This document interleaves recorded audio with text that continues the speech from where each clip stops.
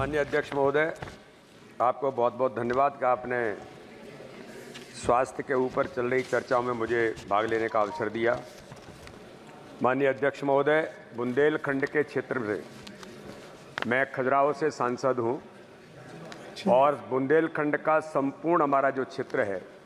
वो स्वास्थ्य की सुविधाओं की दृष्टि से, चाहे हमारी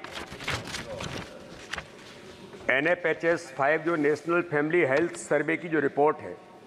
उसके अंतर्गत कई प्रकार की बातें उभर करके जो आती हैं कि बुंदेलखंड के क्षेत्र में आज हम राष्ट्रीय औसत की दृष्टि से देखते हैं तो स्वास्थ्य की सुविधाओं में जो घनत्व बहुत कम है, चाहे वो प्राथमिक अस्पताल हो या अन्य स्वास्थ्य के केंद्र हों, उनके बारे में कहीं न कहीं उसके अंतर्गत चिंता व्यक्त की गई है। आज पूरा बुंदेलखंड का जो क्षेत्र है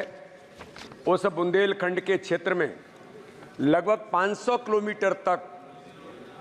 जो हमारे स्वास्थ्य की सुविधाओं की दृष्टि से क्वालिटेटिव हॉस्पिटल्स या इस प्रकार की जो सुविधाएं चाहिए वो नहीं होने के कारण बुंदेलखंड के क्षेत्र को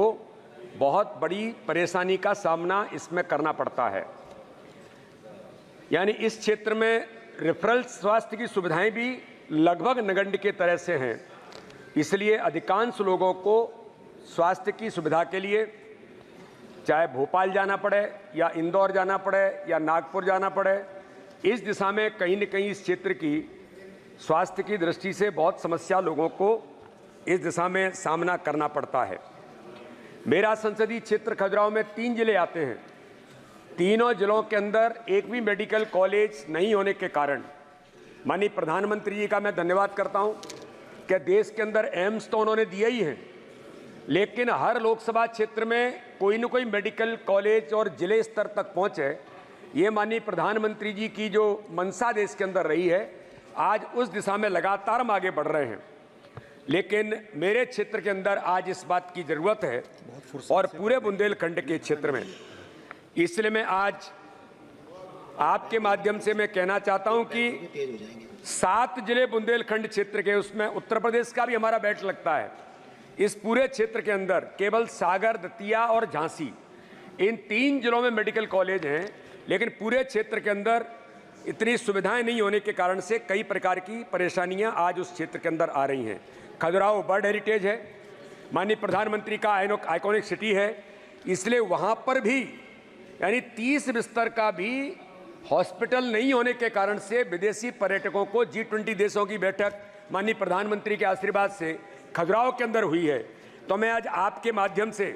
यहाँ पर कहना चाहता हूँ कि एम्स की सुविधा जो देश के अंदर अन्य क्षेत्रों में मिल रही है, जो माननीय आज हेल्थ मिनिस्टर साहब ने इस बात का उल्लेख किया, लेकिन इस प्रकार के बुंदेलखंड के क्षेत्र में खजुराहो जहाँ एयर कनेक्टिविटी भी है, रोड कनेक्टिविटी भी है और कई प्रकार की सुविधाएं हैं, यहाँ पर एम्स की सुविधा अगर बुंदेलखंड के क्षेत्र में, उस गरीब क्षेत्र में होती है तो लोगों को अच्छी सुविधाएं मिलेंगी। बात का संज्ञान ले लिया माननीय मंत्री जी ने। एक बात और मैं कहना चाहता हूं माननीय अध्यक्ष महोदय कि आयुष्मान भारत योजना के अंतर्गत माननीय मंत्री जी जो अन्य मेडिकल कॉलेजों को सुविधा मिलती है, चेयर और स्पीकर के बीच से उठ के नहीं जाना चाहिए, उसके अंतर्गत भी खजुराहो के क्षेत्र में भी बुंदेलखंड में आयुष्मान से संबंधित जो हॉस्पिटल्स हैं उसमें सुविधा देने का प्रयास हो। और खजुराहो का जो क्षेत्र है समाप्त करें, सांस्कृतिक योग और आध्यात्मिक का केंद्र है। बस एक मिनट, सांस्कृतिक योग और आध्यात्मिक का केंद्र है, नेचुरल जीरो पोल्यूशन का क्षेत्र हमारा खजुराहो है। पूरा बुंदेलखंड का क्षेत्र प्राकृतिक केंद्र होने के कारण से आयुष विभाग के द्वारा खजुराहो के अंदर